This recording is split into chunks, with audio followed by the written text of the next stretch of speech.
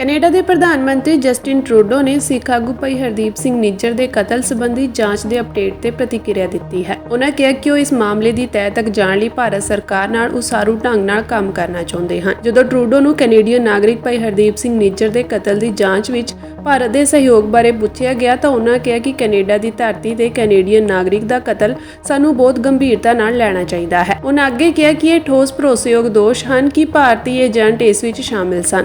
ਉਨ੍ਹਾਂ ਕਿਹਾ ਕਿ ਅਸੀਂ ਇਸ ਨੂੰ ਹਲਕੇ ਵਿੱਚ ਨਹੀਂ ਲੈ ਸਕਦੇ। ਵਿਦੇਸ਼ੀ ਸਰਕਾਰਾਂ ਦੀਆਂ ਗੈਰ ਕਾਨੂੰਨੀ ਕਾਰਵਾਈਆਂ ਤੋਂ ਸਾਰੇ ਕੈਨੇਡੀਅਨਾਂ ਨੂੰ ਬਚਾਉਣ ਦੀ ਸਾਡੀ ਜ਼ਿੰਮੇਵਾਰੀ ਹੈ। ਟਰੂਡੋ ਨੇ ਅੱਗੇ ਕਿਹਾ ਕਿ ਕੈਨੇਡੀਅਨ ਸਰਕਾਰ ਇਹ ਯਕੀਨੀ ਬਣਾ ਰਹੀ ਹੈ ਕਿ ਇਸ ਮਾਮਲੇ ਦੀ ਸਹੀ ਢੰਗ ਨਾਲ ਜਾਂਚ ਕੀਤੀ ਜਾਵੇ। ਕੈਨੇਡੀਅਨ ਪ੍ਰਧਾਨ ਮੰਤਰੀ ਨੇ ਕਿਹਾ ਕਿ ਅਸੀਂ ਇਸ ਮਾਮਲੇ ਦੀ ਜੜ ਤੱਕ ਜਾਣ ਲਈ ਭਾਰਤ ਸਰਕਾਰ ਨਾਲ ਉਸਾਰੂ ਢੰਗ ਨਾਲ ਕੰਮ ਕਰਨ ਦੀ ਉਮੀਦ ਕਰ ਰਹੇ ਹਾਂ। ਅਸੀਂ ਇਹ ਸਮਝਣ ਦੀ ਕੋਸ਼ਿਸ਼ ਕਰ ਰਹੇ ਹਾਂ ਕਿ ਇਹ ਕਿਵੇਂ ਹੋਇਆ।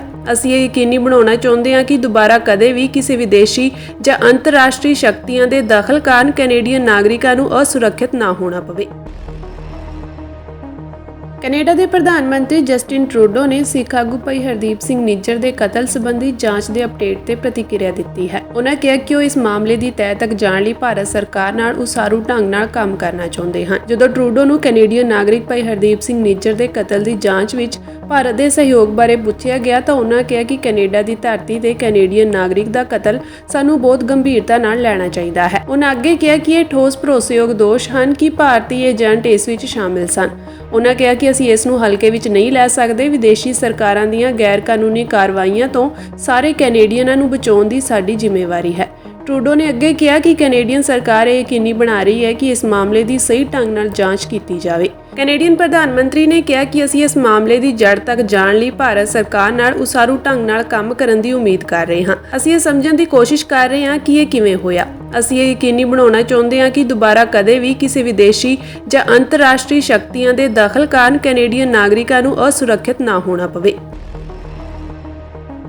ਕੈਨੇਡਾ ਦੇ ਪ੍ਰਧਾਨ ਮੰਤਰੀ ਜਸਟਿਨ ਟਰੂਡੋ ਨੇ ਸਿੱਖ ਆਗੂ ਭਾਈ ਹਰਦੀਪ ਸਿੰਘ ਨਿੱਜਰ ਦੇ ਕਤਲ ਸੰਬੰਧੀ ਜਾਂਚ ਦੇ ਅਪਡੇਟ ਤੇ ਪ੍ਰਤੀਕਿਰਿਆ ਦਿੱਤੀ ਹੈ। ਉਨ੍ਹਾਂ ਕਿਹਾ ਕਿ ਉਹ ਇਸ ਮਾਮਲੇ ਦੀ ਤਹਿ ਤੱਕ ਜਾਣ ਲਈ ਭਾਰਤ ਸਰਕਾਰ ਨਾਲ ਉਸਾਰੂ ਢੰਗ ਨਾਲ ਕੰਮ ਕਰਨਾ ਚਾਹੁੰਦੇ ਹਨ। ਜਦੋਂ ਟਰੂਡੋ ਨੂੰ ਕੈਨੇਡੀਅਨ ਨਾਗਰਿਕ ਭਾਈ ਹਰਦੀਪ ਸਿੰਘ ਨਿੱਜਰ ਦੇ ਕਤਲ ਦੀ ਜਾਂਚ ਵਿੱਚ ਭਾਰਤ ਦੇ ਸਹਿਯੋਗ ਬਾਰੇ ਪੁੱਛਿਆ ਗਿਆ ਤਾਂ ਉਨ੍ਹਾਂ ਕਿਹਾ ਕਿ ਕੈਨੇਡਾ ਦੀ ਧਰਤੀ ਤੇ ਕੈਨੇਡੀਅਨ ਨਾਗਰਿਕ ਦਾ ਕਤਲ ਸਾਨੂੰ ਬਹੁਤ ਗੰਭੀਰਤਾ ਨਾਲ ਲੈਣਾ ਚਾਹੀਦਾ ਹੈ। ਉਨ੍ਹਾਂ ਅੱਗੇ ਕਿਹਾ ਕਿ ਇਹ ਠੋਸ ਭਰੋਸੇਯੋਗ ਦੋਸ਼ ਹਨ ਕਿ ਭਾਰਤੀ ਏਜੰਟ ਇਸ ਵਿੱਚ ਸ਼ਾਮਿਲ ਸਨ।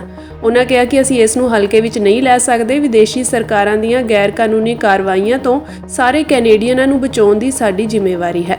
ਟਰੂਡੋ ਨੇ ਅੱਗੇ ਕਿਹਾ ਕਿ ਕੈਨੇਡੀਅਨ ਸਰਕਾਰ ਇਹ ਯਕੀਨੀ ਬਣਾ ਰਹੀ ਹੈ ਕਿ ਇਸ ਮਾਮਲੇ ਦੀ ਸਹੀ ਢੰਗ ਨਾਲ ਜਾਂਚ ਕੀਤੀ ਜਾਵੇ। ਕੈਨੇਡੀਅਨ ਪ੍ਰਧਾਨ ਮੰਤਰੀ ਨੇ ਕਿਹਾ ਕਿ ਅਸੀਂ ਇਸ ਮਾਮਲੇ ਦੀ ਜੜ ਤੱਕ ਜਾਣ ਲਈ ਭਾਰਤ ਸਰਕਾਰ ਨਾਲ ਉਸਾਰੂ ਢੰਗ ਨਾਲ ਕੰਮ ਕਰਨ ਦੀ ਉਮੀਦ ਕਰ ਰਹੇ ਹਾਂ। ਅਸੀਂ ਇਹ ਸਮਝਣ ਦੀ ਕੋਸ਼ਿਸ਼ ਕਰ ਰਹੇ ਹਾਂ ਕਿ ਇਹ ਕਿਵੇਂ ਹੋਇਆ।